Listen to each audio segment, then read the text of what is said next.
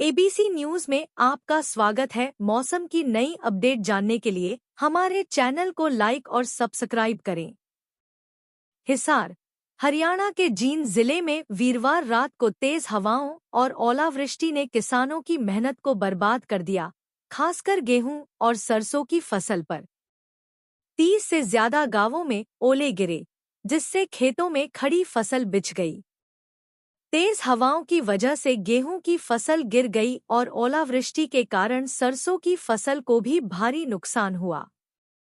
वीरवार शाम 6 बजे के बाद मौसम में अचानक बदलाव आया और तेज हवाएं चलने लगी।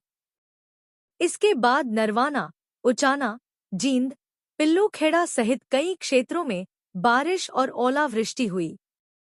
रात तक औसतन 5 mm बारिश दर्ज की गई। जिन गांवों में ओले गिरे, उनमें दाता सिंहवाला, उझाना, बेलरखां, भाणा ब्राह्मणान, नेपेवाला, सिंघवाल, खरगभूरा, उचाना, बड़ौदा, घोघड़ियां, खटकड़ और जींद शामिल थे।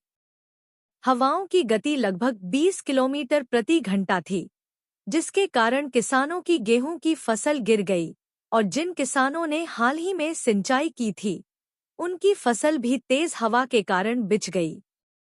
इससे उत्पादन घटने की संभावना है।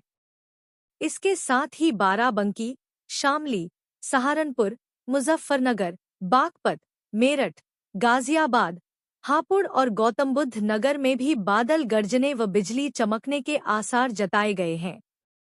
इसी तरह एटा, बिजनौर, अमरोहा, मुरादाबाद, रामपुर, बरेली, संभल, पीलीभीत, शाहजहांपुर, बदायूं और उसके आसपास के इलाकों में भी बादल गरजने व बिजली चमकने की संभावना है।